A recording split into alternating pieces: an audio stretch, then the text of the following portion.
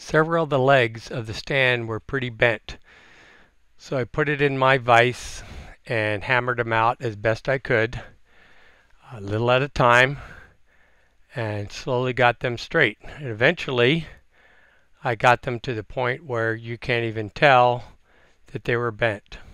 You can see they're pretty rusted. I put them all in my blast cabinet and sandblasted them all and then primed and painted them.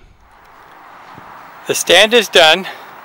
Finished painting it. I got a couple little runs on it I'm not too worried about.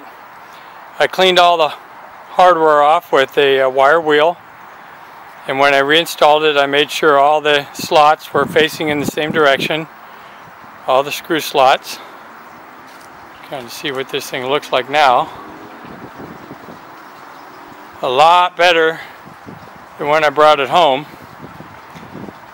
Two of the legs were completely twisted and it was really rusty in spots. Now it actually looks pretty good. So this part's done. Phase 2 of this project is going to be the actual scroll saw. This is a before picture. From what I understand, it was at a high school or something like that, some semi-industrial application. This is all going to come out. That's going to be a new starter in there. It's quite a interesting setup they have. That is original factory wiring, but you can see that's exposed copper right there. The wire's so brittle, all the insulation is falling off. So all the wiring has to be replaced. So this is my mid-50s, I think, maybe as late as 1959. Rockwell model 40-400 scroll saw. When I got it, it was completely rusty. It kind of worked. I was surprised about that, but it was really rusty. I've redone the stand, and for now I've put it on wheels. You'd think it'd be a little spindly being that little skinny thing on wheels, but it's actually surprisingly robust. I painted everything, took it all apart down the last little part. Like I said, the mechanics were surprisingly good. It just was really rusty. This cover here looks like it's been painted, but actually what I did is I sandblasted it, and then I used glass beads, and the glass beads kind of polish it and give it this really bright finish. So this is completely unpainted, raw aluminum casting. The table, I took my scraping tool, my Biax scraper, it's a powered scraper, and I went across the table about 5 times, different angles, to knock off all the rust. Then I took a honing stone and stoned the table to knock down all the burrs from the scraping.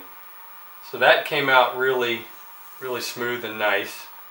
This front part here, the top part, was actually new. That was missing, and the guy that I bought the saw from, he replaced it. So, got a text. That part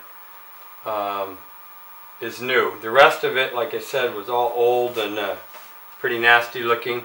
I did put a neoprene rubber gasket between the casting and the table just to cut down on vibrations a little.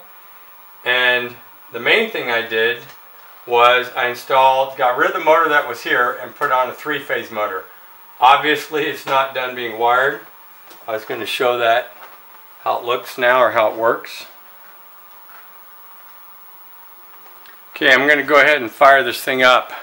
What I have is this VFD, which will get mounted on the saw later. It's an Automation Direct GS1, and that's feeding over to my 3-phase motor. So I'll hit start, And you can see the saw running away and its variable speed. So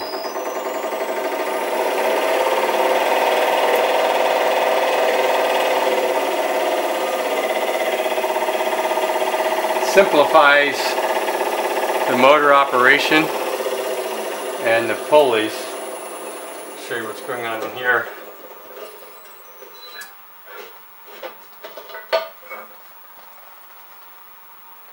This has some pulleys for changing the speed, but it's not a variable speed. So to change the pulleys, you had to loosen the motor. To loosen the motor, you had to go up underneath and loosen all the bolts, one wrench on top, and do all this stuff, slide the pulley around, change the belt, slide it back, tighten everything up. But having this three-phase motor, I can get all the speeds I need without having to ever change a pulley. So that's why I did that. And I'm going to spin it around, kind of show what it took to mount this motor. Okay, the motor that I bought online, I think $75 on eBay. It's a Marathon motor, three-phase, 240 volt. The mounting holes did not match the mounting holes on the casting. So what I did was welded another plate that I had matched the mounting holes. I had drilled and slotted this plate, and then you can, I don't know if you can tell there, but there's a weld there, a weld over here, so that I can move this forward and back, tighten up the belt. And what was really interesting is the 4 holes in the casting were not threaded. They're just through holes. And originally the motor, I don't know if it was, I didn't look like the bolts were original to the unit, but there's just 3/8 bolts going through the head up here, the nut and the lock washer underneath. Like I said, it was a real pain to get up in there and loosen those. Well, I decided I'd tap and thread this, and these holes, it turned out, already were drilled to match the exact tap drill size for a 7/16 13 thread. So I happen to have one of those taps. I just tapped them out, bought some 7/16 bolts, so now everything can be loosened from above. Now you'll see in the next video, when I get this all mounted, I'll just have a flex come out of here and go over to the control box. I'll mount that inside the control box, and I'll put a start stop on the front of the saw.